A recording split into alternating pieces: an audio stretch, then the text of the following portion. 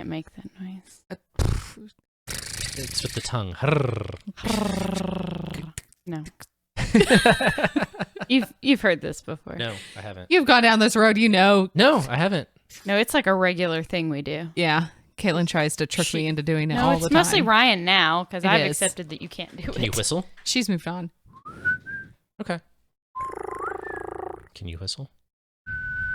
I imagine that's My not... sister can't whistle. Oh, really? Yeah. I imagine whistling's not great audio for She loves it when I introduce people to her, and YouTube. I'm like, she can't whistle. Molly, try it. Do it. Yeah. So what thing does she introduce you as? This is the thing my brother can't do. Go for it. Be How many nice. times I don't we know. definitely talked about the fact that Clairissa can't go. What is it? The Trill? Yeah. No. can't do it. It's impossible. It's Well, I mean, 2 completely out of 3 of us impossible. can do it right now, so I wouldn't Yeah. call it impossible. Except I was born without the genetic code that allows me. Just give it a try. It's so close. It's like right there. Oh, there it is. Good sound. Anyway.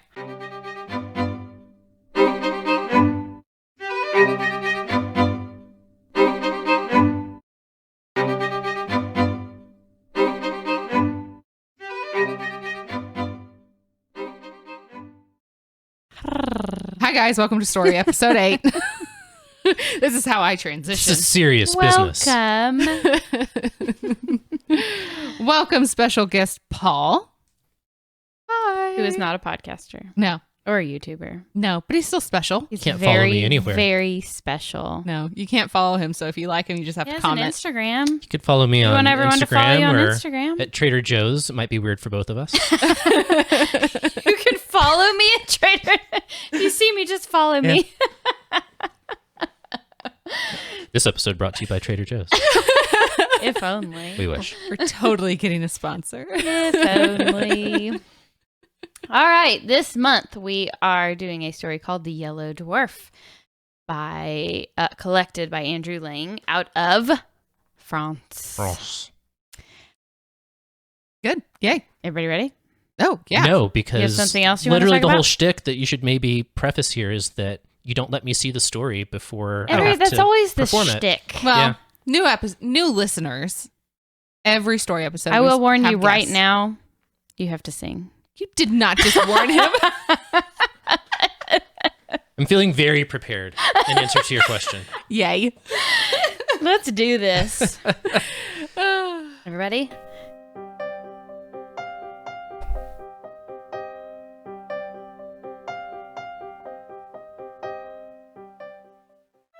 Once upon a time, there lived a queen who had been the mother of a great many children, and of them all,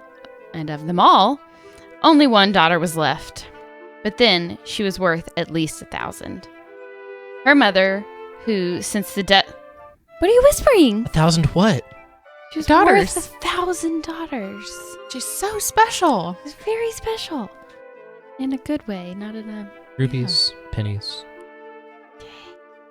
Her mother, who, since the death of the king, her father, had nothing in the world she cared for so much as this little princess, was so terribly afraid of losing her that she quite spoiled her and never tried to correct any of her faults. The consequence was that this little person, who was as pretty as possible and was one day to wear a crown, grew up so proud and so much in love with her own beauty that she despised everyone else in the world. That's some good parenting right there. There's a fairy tale about my ex-wife. This is weird. The queen, her mother, by her caresses and flatteries, helped to make her believe that there was nothing too good for her. She was dressed almost always in the prettiest frocks, as a fairy, or as a queen going out to hunt, and the ladies of the court followed her dressed as forest fairies. And to make her more vain than ever, the queen caused her portrait to be taken by the cleverest painters and sent it to several neighboring kings with whom she was very friendly. When they saw this portrait, they fell in love with the princess, every one of them. But upon each, it had a different effect. One fell ill. One went quite crazy. and a few of the luckiest set off to see her as soon as possible. But these poor princes became her slaves the moment they set eyes on her. Interesting. Never has there been a gayer court. 20 delightful kings did everything they could think of to make themselves agreeable, and after having spent ever so much money in giving a single entertainment, thought themselves very lucky if the princess said, That's pretty. Sorry, I didn't have Wait, should I be French? That's pretty. You should be her.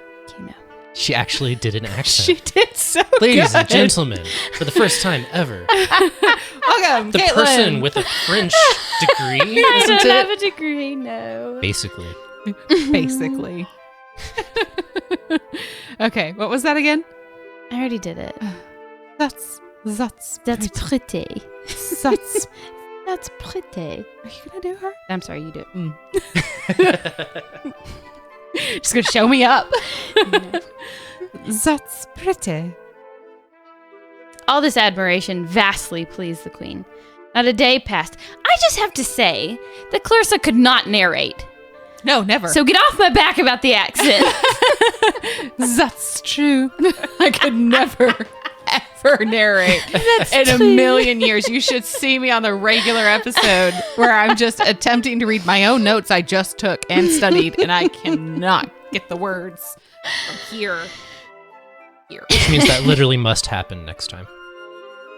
Her narrate. Yep. And, It's painful. So painful. okay. Give the people what they want. Do they want it? I don't think so. I think you're just trying to set us ablaze. Okay. The delicate balance on story time. All this admiration vastly pleased the queen. Not a day passed, but she received 7,000 or 8,000 sonnets and as many elegies. Anybody? Yep, elegies. What's an elegy? Not a eulogy. Not a eulogy. What's an elegy? I feel It's like a great you know. question. I know how it's pronounced. You were so confident. I know. We thought for sure you knew what it was. Okay. Isn't it like a speech or like I prose? don't know. I don't know. Maybe. I just made Um, myself look ignorant. No, you didn't. We do it every Question day. to listeners: if you know what it is, leave us a comment. What's an elegy? Where in the world would we look for such a definition? Okay. The interwebs. Wait, we have an answers. And an answers. And an answers. Okay. It's a poem of serious reflection, usually of a lament for the dead. See? Eulogy. Kind of. Close. Kind of. Very close. Okay. Nice. Thanks for looking it up. We're shutting up. And as many elegies, madrigals, and songs, which were sent her by all We're the just going to skip over poets- madrigals I said after we argued over the definition Elegies. of elegies. What is a madrigal? Paul, get on it. Oh, Lord Get your phone back almighty. Yes, take another sip of wine. Good call. So glad there's wine. What It's you a got? part song for several voices, especially one of the Renaissance period, typically arranged in elaborate counterpoint and without instrumental accompaniment. It's a song. It's an a cappella song. An acapella song. Sung by multiple Group. people. Acapella.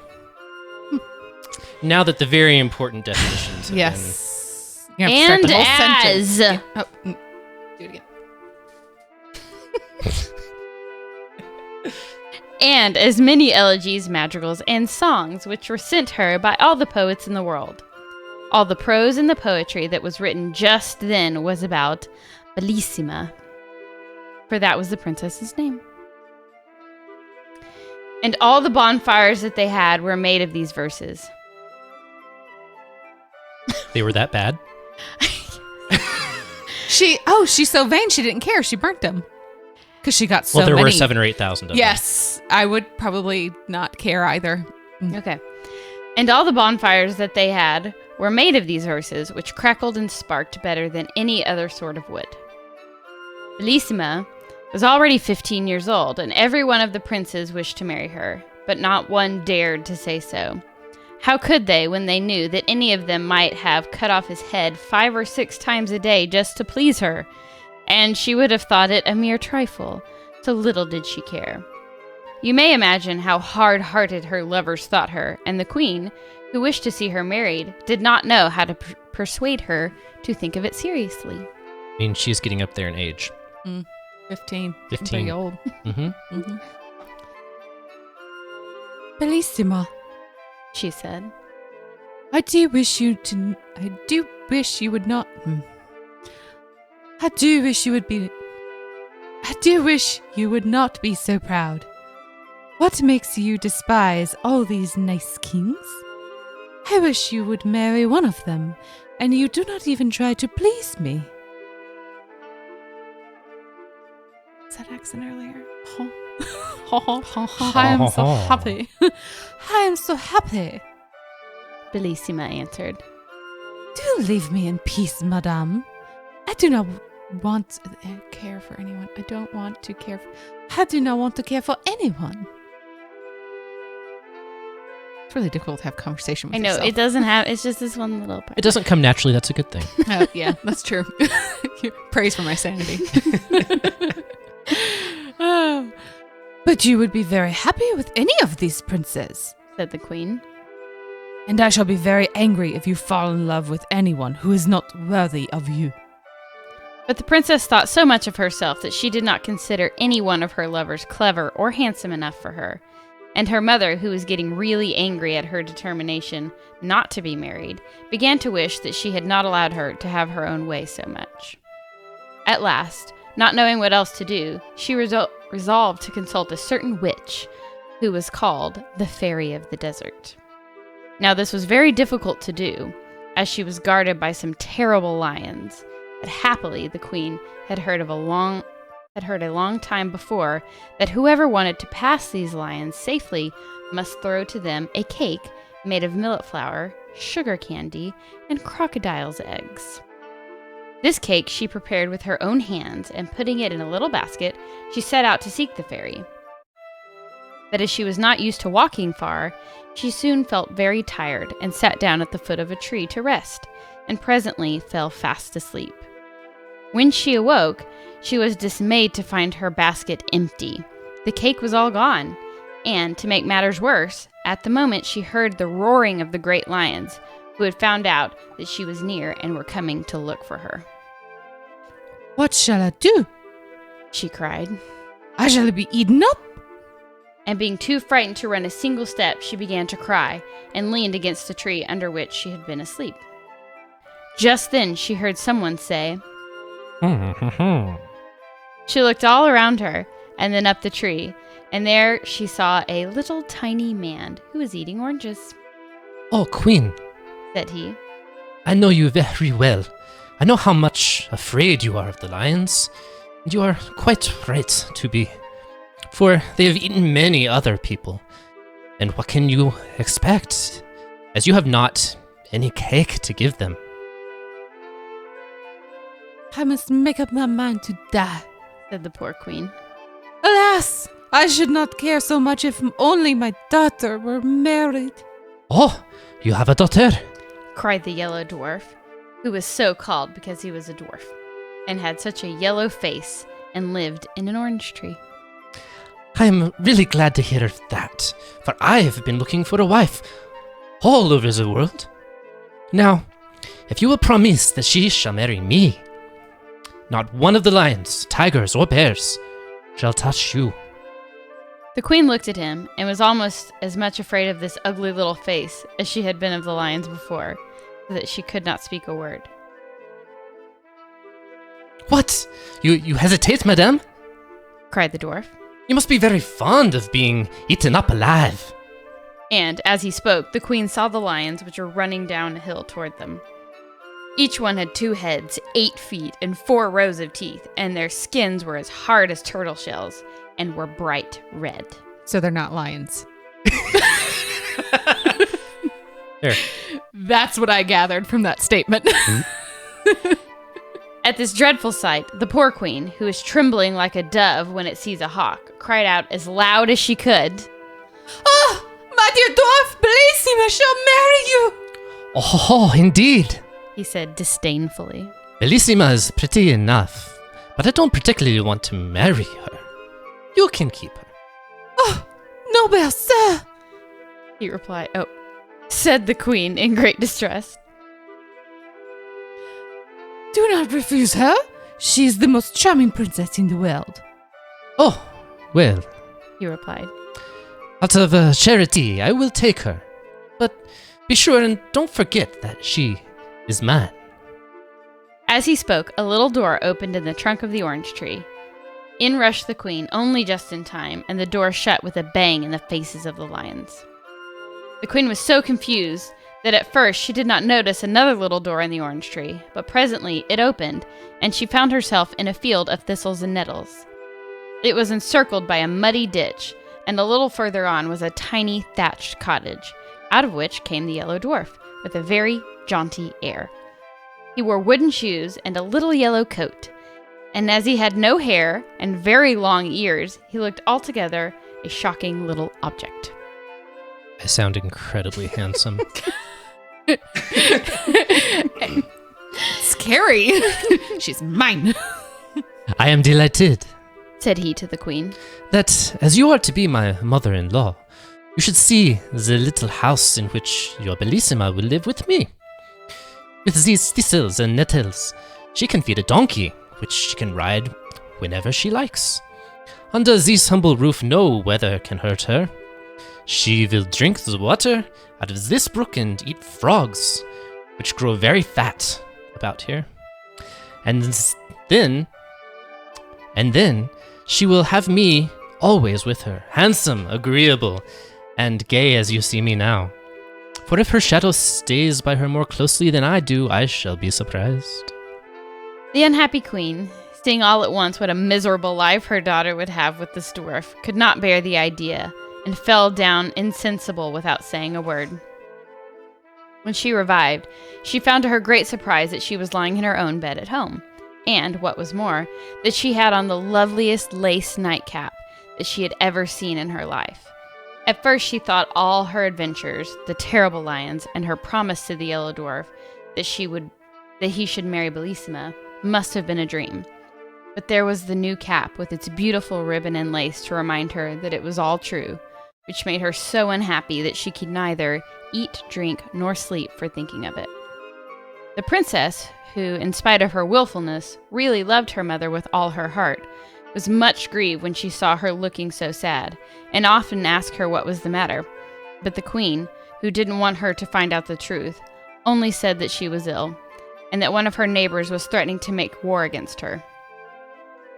Bellissima knew quite well that something was being hidden from her, and that neither of these was the real reason of the queen's uneasiness. So she made up her mind that she would go and consult the fairy of the desert about it, especially as she had often heard how wise she was, and she thought at the same time she might ask her advice as to whether it would be as well to be married or not. So, with great care, she made some of the proper cake to pacify the lions, and one night went up to her room very early, pretending that she was going to bed. But instead of that, she wrapped herself in a long white veil, and went down a secret staircase and set off all by herself to find the witch. But when she got as far as the same fatal orange tree, and saw it covered with flowers and fruit, she stopped, and began to gather some of the oranges. And then, putting down her basket, she sat down to eat them. But when it was time to go on, again the basket had disappeared. Though she looked everywhere, not a trace of it could she find. The more she hunted for it, the more frightened she got, and at last she began to cry. Then, all at once, she saw before her the Yellow Dwarf. What's the matter with you, my pretty one? Said he. What are you crying about? Alas, She answered. no wonder I am crying. See that I have lost my basket of cake. See that I have lost my basket of cake. That was to help me get to safety to the cave of the fairy of the desert. And what do you want with her, pretty one? Said the little monster. For I am a friend of hers. And for the matter of that, I am quite as clever as she is. The queen, my mother, Replied the princess. has lately fallen into such a deep sadness that I cannot fear she will die. And I am afraid that perhaps I am the cause of it, for she very much wishes for me to be married. And I must tell you truly that as yet I have found no one I would consider worthy to be my husband. So, for all these reasons, I wish to talk to the fairy. Do not give yourself any further trouble, princess. answered the dwarf. I can tell you all you want to know better than she could. The queen, your mother, has promised you in marriage. She has promised me? Interrupted the princess. Oh, no. No. I'm sure she has not. She would have told me if she had. I am much too interested in the matter for her to promise anything without my consent. You must be mistaken. Beautiful princess. Cried the dwarf suddenly, throwing himself on his knees before her. I flatter myself that you will not be displeased at her choice when I tell you that it is me she has promised the happiness of marrying you. You? Cried Bellissima, starting back. My mother wishes me to marry you? How can you be so silly and think there's such a thing? Oh, it isn't that I care much to have that honor. Cried the dwarf angrily. But here are the lions coming. They'll eat you up in 3 mouthfuls, and there will be an end of you and your pride. And indeed, at that moment, the poor princess heard their dreadful howls coming nearer and nearer. What shall I do? She cried. Must all my happy days come to an end like this? The malicious dwarf looked at her and began to laugh spitefully, At least said he. you have the satisfaction of dying unmarried. A lovely princess like you must surely prefer to die rather than be the wife of a poor little dwarf like myself. Oh, don't be angry with me. Cried the princess, clasping her hands. I'd rather marry all the dwarves in the world than die in this horrible way. Look at me well, princess, before you give me your word. Said he. I don't want you to promise me in a hurry. Oh, Cried she. the lions are coming. I have looked at you. You're doing so well. I have looked at you enough. I am so frightened. Save me this instant, or I shall die of terror. Indeed, as she spoke, she fell down insensible, and when she recovered, she found herself in her own little bed at home. How she got there she could not tell, but she was dressed in the most beautiful lace and ribbons, and on her finger was a little ring made of a single red hair, which fitted so tightly that, try as she might, she could not get it off. When the princess saw all these things and remembered what had happened, she too fell into the deepest sadness, which surprised and alarmed the whole court, and the queen more than anyone else. 100 times she asked Bellissima if anything was the matter with her, but she always said that there was nothing. At last, the chief man of the kingdom, anxious to see their princess married, sent to the queen to beg her to choose a husband for her as soon as possible. She replied that nothing would please her better, but that her daughters seemed so unwilling to marry, and she recommended them to go and talk to the princess about it themselves. So this they did at once. Now Bellissima was much less proud since her adventure with the Yellow Dwarf, and she could not think of a better way of getting rid of the little monster than to marry some powerful king. Therefore, she replied to their request much more favorably than they had hoped, saying that, though she was very happy as she was, still, to please them, she would consent to marry the king of the gold mines. Now he was a very handsome and powerful prince, who had been in love with the princess for years, and had not thought that she would ever care about him at all. You can easily imagine how delighted he was when he heard the news, and how angry it made all the other kings to lose forever the hope of marrying the princess. But, after all, Bellissima could not have married 20 kings. Indeed, she had found it quite difficult enough to choose one, for her vanity made her believe that there was nobody in the world who was worthy of her. Preparations were begun at once for the grandest wedding that had ever been held at the palace. The king of the gold mines sent such immense sums of money that the whole sea was covered with the ships that brought it. Messengers were sent to all the gayest and most refined courts, particularly to the court of France, to seek out everything rare and precious to adorn the princess. Although her beauty was so perfect that nothing she wore could make her look prettier, at least that it was what the king of the gold mines thought. And he was never happy unless he was with her. As for the princess, the more she saw of the king, the more she liked him. He was so generous, so handsome and clever, that at last she was almost as much in love with him as he was with her. How happy they were as they wandered about in the beautiful gardens together, sometimes listening to sweet music. And the king used to write songs for Bellissima. This is one that she liked very much. In the forest all is gay, then my princess walks that way. All the blossoms then are found, downward fluttering to the ground, hoping she may tread on them, and bright flowers on slender stem gaze up at her as she passes, brushing lightly through the grasses. Oh, my princess, birds above, echo back our songs of love, as through this enchanted land, blithe we wander hand in hand. That was Fantastic. That was so great. We're doing it live! Yes. They really were as happy as the day was long. All the king's unsuccessful rivals had gone home in despair. They said goodbye to the princess so sadly that she could not help being sorry for them. Ah, madame, Said the king of the gold mines. how is this? Why do you waste your pity on these princes who love you so much that all their trouble will be well repaid by a single smile from you? I should be sorry. Answered Bellissima. If you had not noticed how much I pitied these princes who were leaving me forever. But for you, sire, it is... Does that make sense? Did I say that correctly? How much I pitied these princes who were leaving me forever. Is that what you said? Yes. Feels so wrong. But for you, sire, it is different.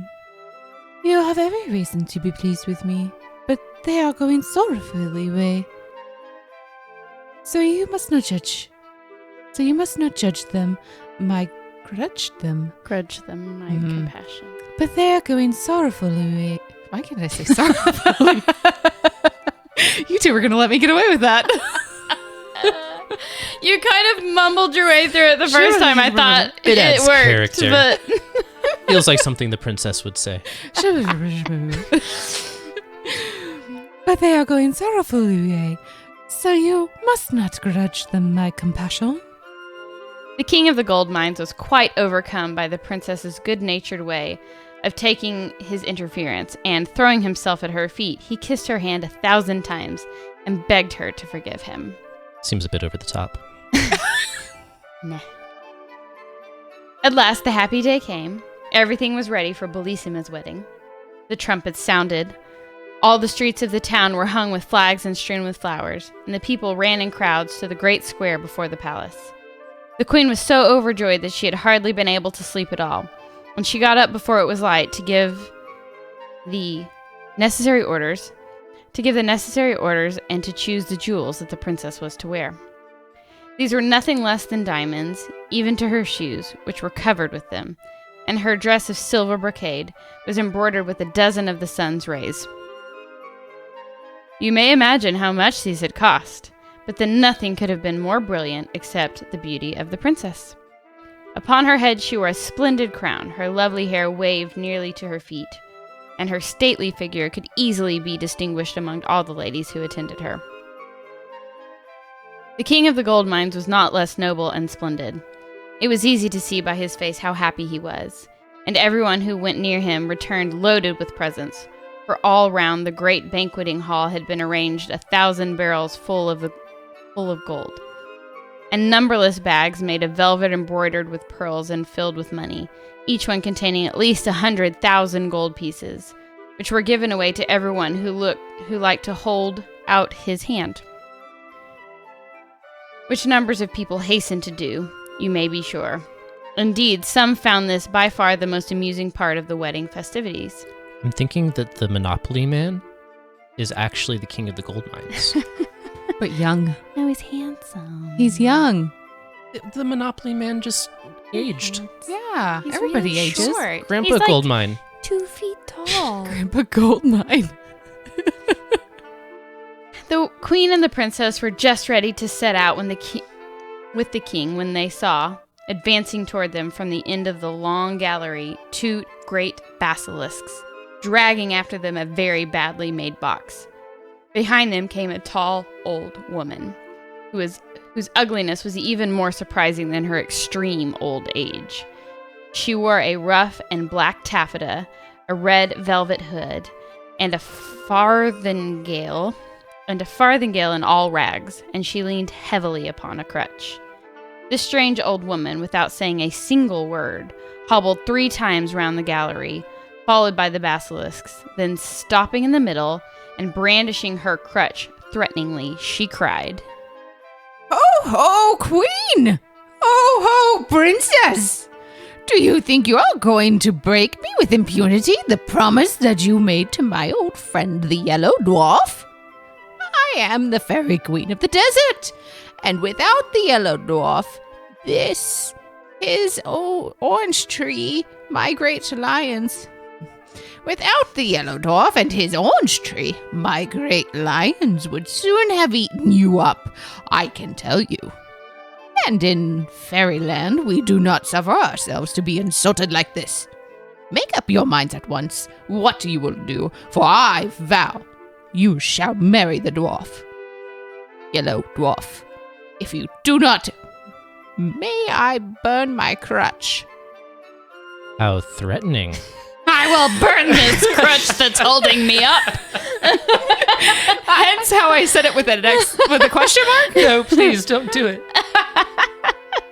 Burn away? Go for it. Oh, sorry, still you. "Princess!" said the queen, weeping. Oh. Oh, princess! No, that's not her. She's deeper. Can't swap so much. "Princess! said the queen, weeping. What is that I hear? What have you promised?" "My mother! replied Bellissima sadly. What did you promise yourself?" The king of the gold mines, indignant at being kept from his happiness by this wicked old woman, went up to her and, threatening her with his sword, said, Get away from my country at once, and forever, miserable creature, lest I take your life, and so rid myself of your malice. He had hardly spoken these words when the lid of the box fell back on the floor with a terrible noise. And to their horror, out sprang the Yellow Dwarf, mounted upon a great Spanish cat. Rash youth, He cried, rushing between the fairy of the desert and the king. dare you to lay a finger upon this illustrious fairy? Your quarrel is with me only. I am your enemy and your rival. That faithless princess who would have married you is promised to me. See, if she has not upon her finger a ring made of one of my hairs, just try to take it off. You will soon find that I am more powerful than you are. Wretched little monster! Said the king. Say it again. I laughed. Wretched little monster! Said the king. Do you dare to call yourself the princess's lover, and to claim to such a treasure? And lay claim to such a treasure? Do you know that you are a dwarf? And that you are so ugly that one cannot bear to look at you? And that I should have you killed? And that I should have killed you... I've got this. You got it. And that I should have killed you myself long before this, if you had been worthy of such a glorious death? The Yellow Dwarf, deeply enraged at these words, set spurs to his cat, which yelled horribly and leapt hither and thither, terrifying everybody except the brave king, who pursued the dwarf closely, till he, drawing a great knife with which he was armed, challenged the king to meet him in single combat, and rushed down into the courtyard of the palace with a terrible clatter.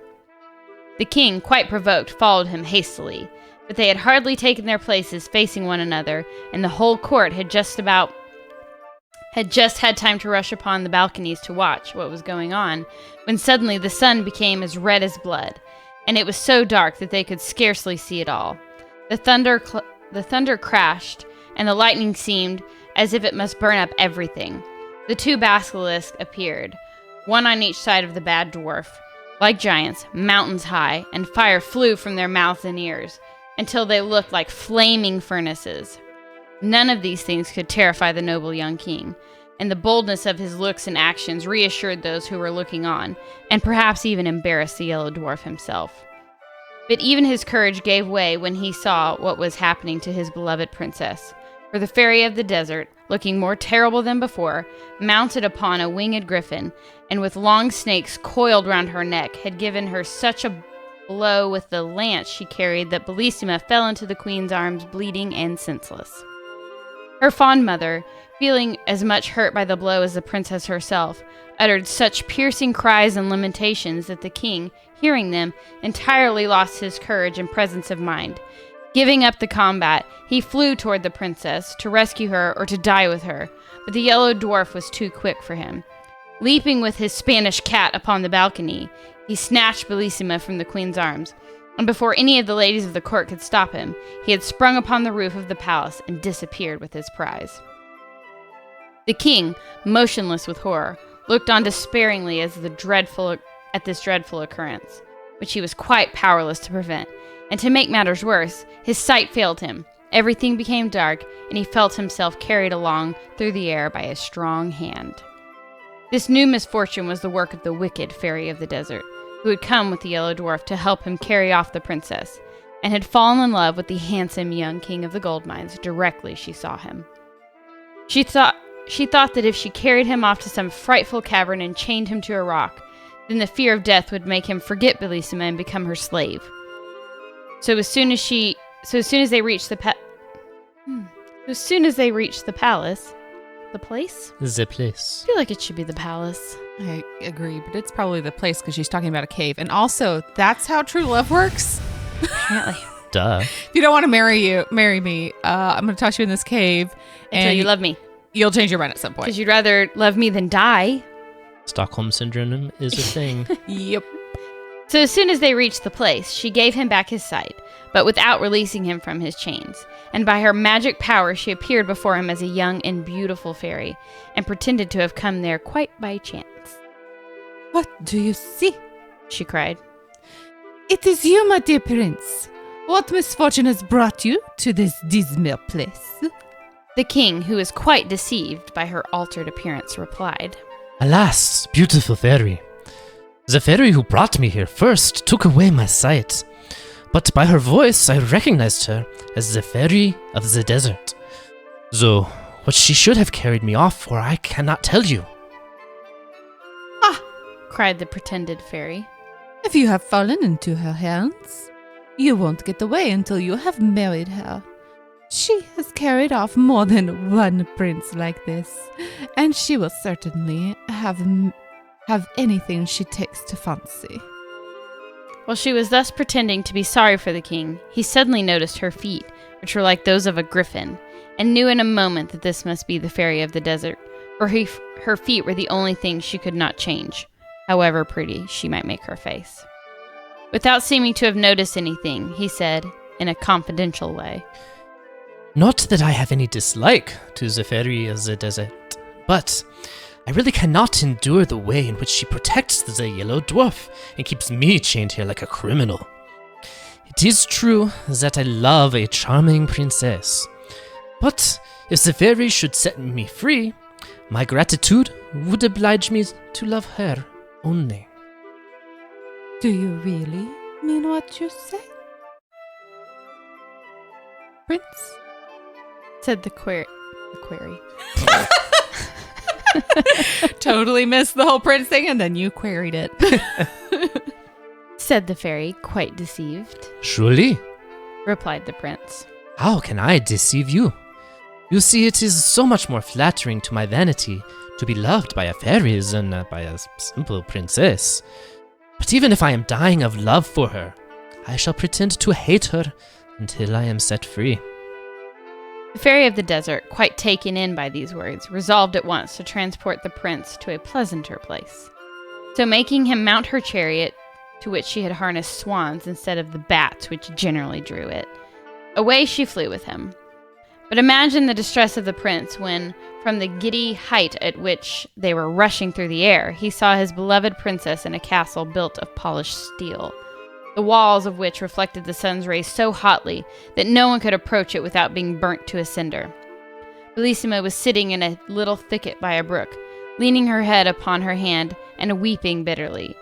But just as they passed, she looked up and saw the king and the fairy of the desert. Now the fairy was so clever that she could not only seem beautiful to the king, but even the poor princess, thought her the most lovely being she had ever seen. So you're going to burn to a crisp if you get near this castle. And it's extremely bright, but we can still see the princess She's next to it. She's not in lounging it. outside. Next to it. Okay. Interesting. What? She cried. Was I not unhappy enough in this lonely castle to which that frightful Yellow Dwarf brought me? Must I also be made to know that the king of the gold mine ceased to love me as soon as he lost sight of me? But who can my rival be, whose fatal beauty is greater than mine? I just realized you went with that for the princess because I definitely highlighted it the wrong color. I'm sorry. Wait, what? That's supposed to be the princess? You done good. You did good. Was that really her? I thought it was still too deep. Isn't the princess higher pitched? I think it worked. Okay. While she was saying this, the king, who really loved her as much as ever, was feeling terribly sad at being so rapidly torn away from his beloved princess. But he knew too well how powerful the fairy was to have any hope of escaping from her except by great patience and cunning. The fairy of the desert had also seen Bellissima, and she tried to read in the king's eyes the effect that this unexpected sight had had upon him. No one can tell you that... No one can tell you what you wish to know better than I can, said he. This chance meeting with an unhappy princess, for whom I once had a passing fancy, before I was lucky enough to meet you, has affected me a little, I admit. But you are so much more to me than she is, that I would rather die than leave you. Ah, Prince, she said. Can I believe that you really love me so much? Time will show, madame, replied the king. But if you wish to convince me that you have some regard for me, do not, I beg you, refuse to aid Bellissima. Do you know what you are asking me? Said the fairy of the desert, frowning and looking at him suspiciously. Do you want me to employ my art against the Yellow Dwarf, who is my best friend, and take away from him a proud princess whom I can look upon as a Maravel? The king sighed but made no answer. Indeed, what was there to be said to such a clear-sighted person? At last they reached a vast meadow, gay with all sorts of flowers, and deep rivers surrounded it, and many little brooks murmured softly under the shady trees, where it was always cool and fresh. A little way off stood a splendid palace, the walls of which were of transparent emeralds. As soon as the swans which drew the fairy's chariot had alighted under a porch, which was paved with diamonds and had arches of rubies, they were greeted on all sides by thousands of beautiful beings, who came to meet them joyfully, singing these words. That's not the right color either. Is this us? We could all do it. Oh. But, Paul, you take the lead because you're really good at it. Yeah. We're just gonna... When love within a heart would reign, useless to strive against him 'tis. The proud but feel a sharper pain, and make a triumph. Maybe we do that one more time. That's the last line. And make a greater triumph his. We turned British that time, by the way. Also, That's fantastic. Yikes. The fairy of the desert was delighted to hear them singing of her triumphs. She led the king into the most splendid room that can be imagined, and left him alone for a little while, just that he might not feel that he was a prisoner. But he felt sure that she had not really gone quite away, but was watching him from some side hiding place. from some hiding place. So walking up to a great mirror, he said to it, Trustee, counselor, let me see what I can do to make myself agreeable to the charming fairy of the desert, for I can think of nothing but how to please her. And he at once set to work to curl his hair. On seeing him upon a table a grander coat than his own, he put it on carefully. The fairy came back so delighted that she could not conceal her joy. I am quite aware of the trouble you have taken to please me, said she. and I must tell you that you have succeeded perfectly already. You see, it is not difficult to do so when you really care for me. The king, who had his own reasons for wishing to keep the old fairy in a good humor, did not spare pretty speeches, and after a time he was allowed to walk by himself upon the seashore. The fairy of the desert had by her enchantments raised such a terrible storm that the boldest pilot would not venture out in it, so she was not afraid of her prisoners being able to escape, and he found it some relief to think sadly over his terrible situation without being interrupted by his cruel captor.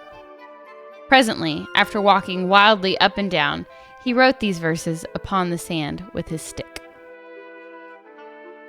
Am I having to sing this one too? I don't think you need to sing it. I All think right. it's Read it like a poetry. Thank goodness. At last may I upon this shore lighten my sorrow with soft tears. Alas, alas, I see no more my love, who yet my sadness cheers. And thou, O raging stormy sea, stirred by wild winds from depth to height, thou hold'st my loved one far from me, and I am captive to thy might. My heart is still no more wild than thine. I think I said that's wrong. I thought you got it right. My heart is still more wild than thine. Zine? One last time. My heart is still more wild than thine, for fate is cruel unto me. Why must I thus in exile pine? Why is my princess snatched from me? Oh, lovely nymphs, from ocean caves, who know how sweet true love may be, come up and calm the furious waves, and set a desperate lover free. While he was still writing, he heard a voice which attracted his attention in spite of himself. Seeing that the waves were rolling in higher than ever, he looked all around and presently saw a lovely lady floating gently toward him upon the crest of a huge billow. Her long hair spread all around her. In one hand she held a mirror, and in the other a comb, and instead of feet she had a beautiful tail like a fish, with which she swam. The king was struck dumb with astonishment at this unexpected sight, but as soon as she came within speaking distance, she said to him, I know you are sad at losing your princess and being kept a prisoner by the fairy, the desert. If you like, I will help you escape from this fatal place, where you may otherwise have to drag on a weary existence for 30 years or more. The king of the gold mines hardly knew what answer to make to this proposal. Not because he did not wish very much to escape, but he was afraid that this might be only another device by which the fairy of the desert was trying to deceive him. As he hesitated, the mermaid who guessed his thoughts said to him, You may trust me. I am not trying to entrap you. Sounds like it. The original catfishing. I am so angry with the Yellow Dwarf and the fairy of the desert that I am not likely to wish to help them, especially since I constantly see your poor princess, whose beauty and goodness make me pity her so much. And I tell you that if you will have confidence in me, I will help you escape. Suddenly, and for no reason, I trust you, absolutely. It's my mermaidy voice, isn't it? It echoes. cried the king.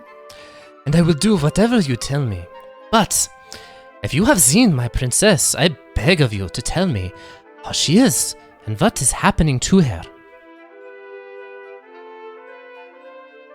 We must not waste time in talking. said she. Come with me, and I will carry you to the castle of steel. We will leave upon the shore a figure so like you, that even the fairy herself will be deceived by it.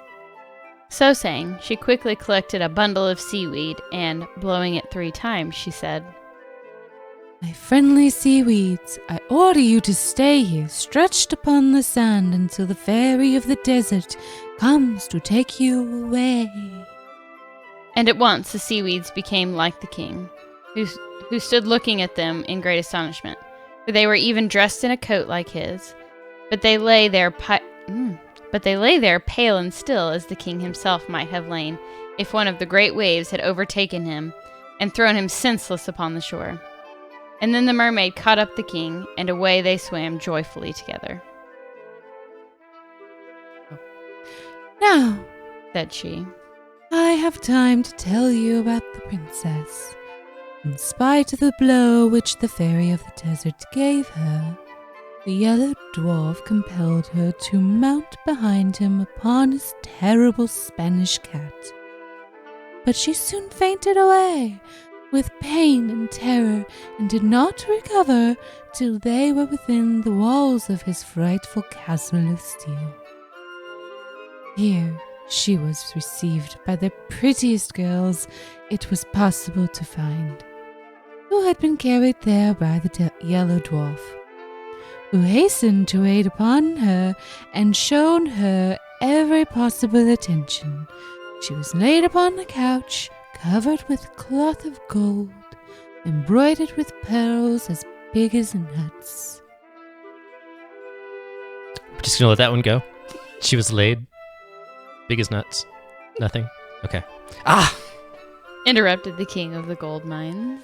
If Bellissima forgets me and consents to marry him, it shall break my heart. You need not be afraid of that.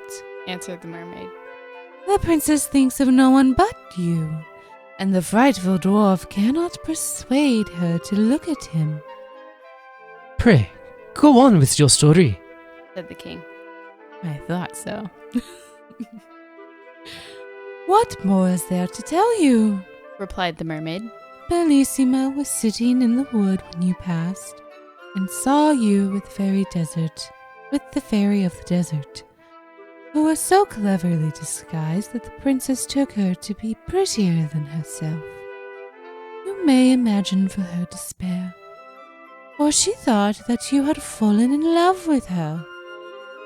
She believes that I love her. Cried the king.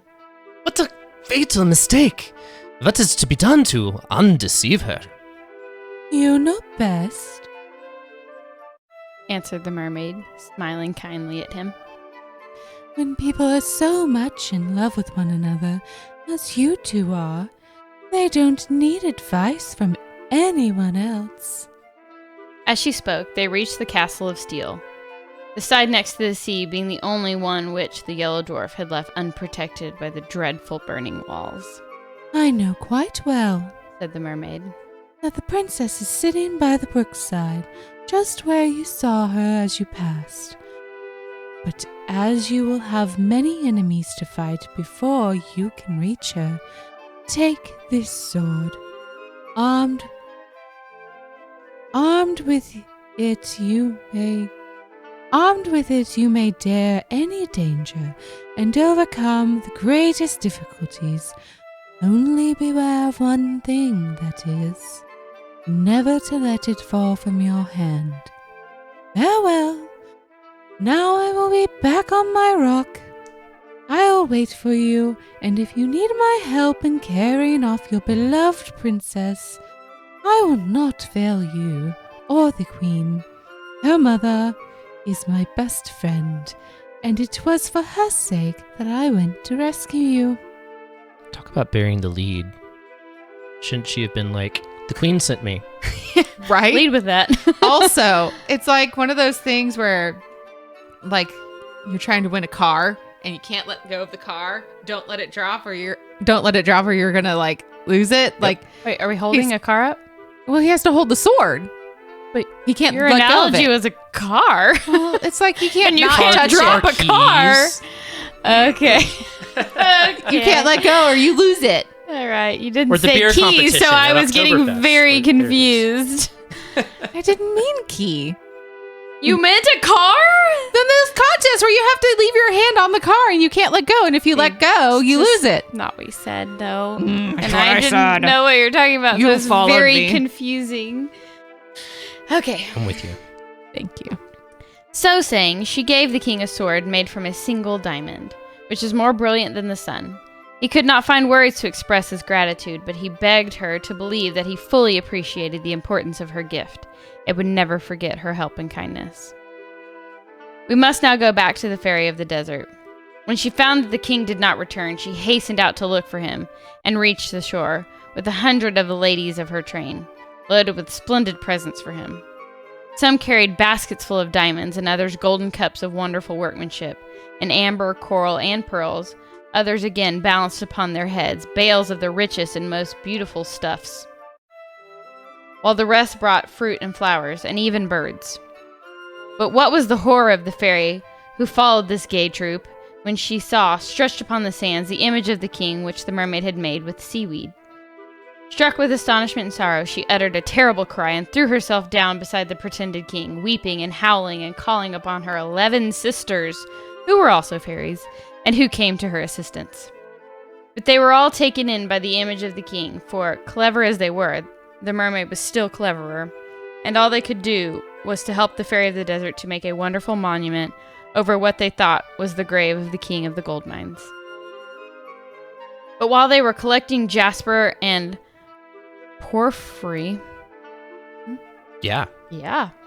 jasper and porphyry, agate and marble, gold and bronze, statues and devices to immortalize the king's memory, he was thanking the good mermaid and begging her still to help him, which she graciously promised to do as she disappeared. And then he set out for the castle of steel. He walked fast, looking anxiously round him and longing once more to see his darling Bellissima. But he had not gone far before he was surrounded by 4 terrible sphinxes who would very soon have torn him to pieces with their sharp talons if it had not been for the mermaid's diamond sword.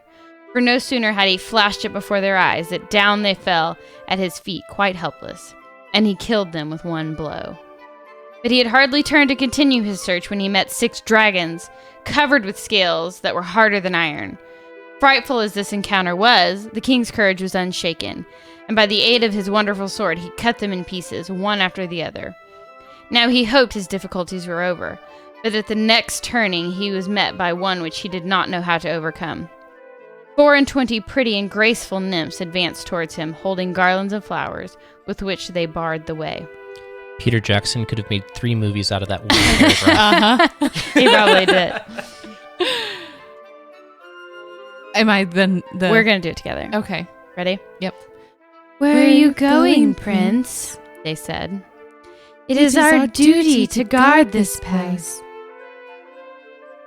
One more time. Place. One more time. Yes. It is our duty to guard this place. And if we let you pass, great misfortunes will happen to you and to us. We beg you not to insist upon going on. Do you want to kill 24 girls who have never displeased you in any way? Do you want to play with us? The king did not know what to do or say. It went against all his ideas as a knight to do anything a lady begged him not to do. But, as he hesitated, a voice in his ear said, Strike! Oh. Strike, strike, and do not despair. Your princess is lost forever. I think Or- you should go for that It didn't whole say thing oh. again. Strike, strike, and do not spare. Or your princess is lost forever. So without replying to the nymphs, he rushed forward instantly, breaking their garlands and scattered them in all directions, and then went on without further hindrance to the little wood where he had seen Bellissima. She was seated by the brook, looking pale and weary when he reached her, and he would have thrown himself down at her feet, but she drew herself away from him, with as much indignation as if he had been the Yellow Dwarf. Oh, princess! He cried. Do not be angry with me. Let me explain everything. I am not faithless or to blame for what has happened. I am a miserable wretch who has displeased you without being able to help himself. Ah, cried Bellissima. Did I not see you flying through the air with the loveliest being imaginable? Was that against your will? Indeed it was, princess. He answered. The wicked fairy of the desert, not content with chaining me to a rock, carried me off in her chariot to the other end of the earth, where I should even now be a captive, but for the unexpected help of a friendly mermaid, who brought me here to rescue you, my princess, from the unworthy hands that hold you. Do not refuse the aid of your most faithful lover. So saying, he threw himself at her feet and held her by her robe. But alas, in doing so, he let fall the magic sword, and the Yellow Dwarf, who was crouching behind a lettuce, no sooner saw it than he sprang out and seized it, well knowing its wonderful power. The princess gave a cry of terror on seeing the dwarf. But this only irritated the little monster. Muttering a few magical words, he summoned 2 giants who bound the king with great chains of iron. Now, Said the dwarf. I am the master of my rival's fate, but I will give him his life and permission to depart unharmed if you, princess, will consent again to marry me. Let me die 1,000 times rather. Cried the unhappy king. Alas, Cried the princess. must you die? Could anything be more terrible? That you should marry the little wretch would be far more terrible. Answered the king. At least, She continued. let us die together. Let me have the satisfaction of dying for you, my princess. Said he. Oh, no, no. She cried, turning to the dwarf. Rather than that, I will do as you wish. Cruel princess, Said the king. would you make my life horrible to me by marrying another before my eyes? Not so. Replied the Yellow Dwarf. You are a rival of whom I am too much afraid. You shall not see our marriage. So saying, in spite of Bellissima's tears and cries, he stabbed the king to the heart with the diamond sword. The poor princess, seeing her lover lying dead at her feet, could no longer live without him. She sank down by him and died of a broken heart. So ended these unfortunate lovers, whom not even the mermaid could help, because all the magic power had been lost with the diamond sword. As to the wicked dwarf, he preferred to see the princess dead rather than married to the king of the gold mines, and the fairy of the desert, when she heard of the king's adventures, pulled down the grand monument which she had built, and was so angry at the trick that had been played her that she hated him as much as she had ever loved him before. The kind mermaid, grieved at the sad fate of the lovers, caused them to be changed into 2 tall palm trees, which stand always side by side, whispering together of their faithful love and caressing one another with their interlacing branches.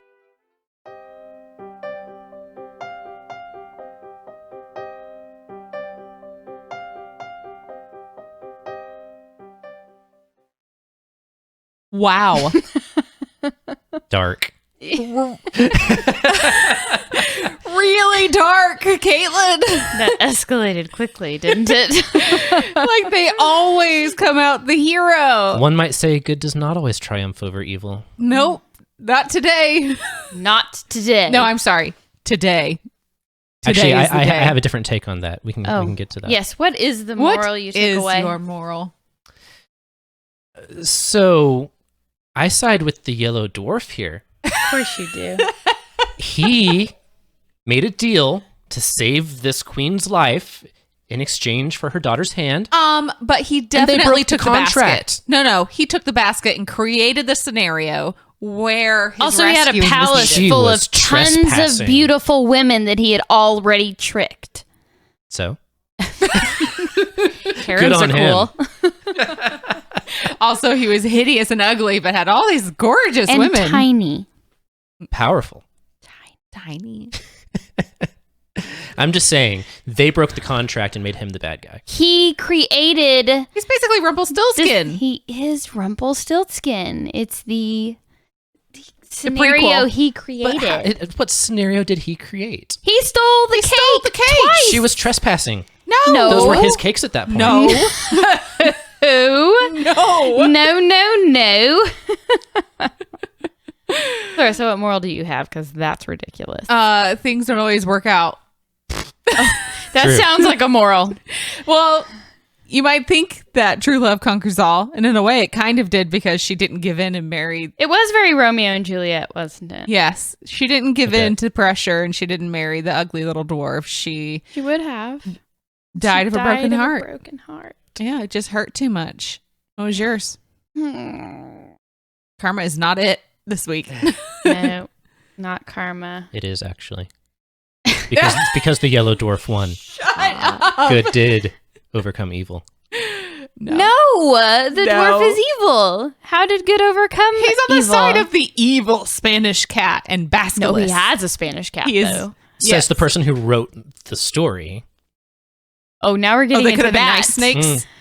Now we're going down The that very rabbit hole. kind Okay. Yellow Dwarf. And the very beautiful fairy of the desert.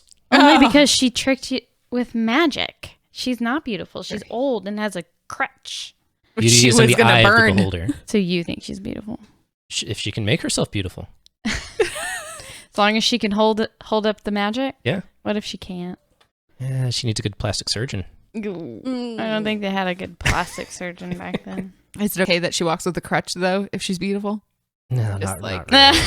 Oh no. She's got to burn the crutch. And what about her crow feet? Does that No, factor in? they were what Well, were that they, is- like that's the phoenix moral. feet or falcon feet, Yeah. something Griffin like that. or something. There Yes, was Griffin. Yeah. So There's a lot of there's the magical moral. elements to That's this the one. moral of the story. Before you ever marry a girl, Look at her feet. check her feet. Check her If feet. she might be doesn't go witched. barefoot, there's something up. Yep. Something is up. All right. Yeah. Thanks That's for it. joining us. Thanks, guys. We'll see you next month. Toodles. Bye.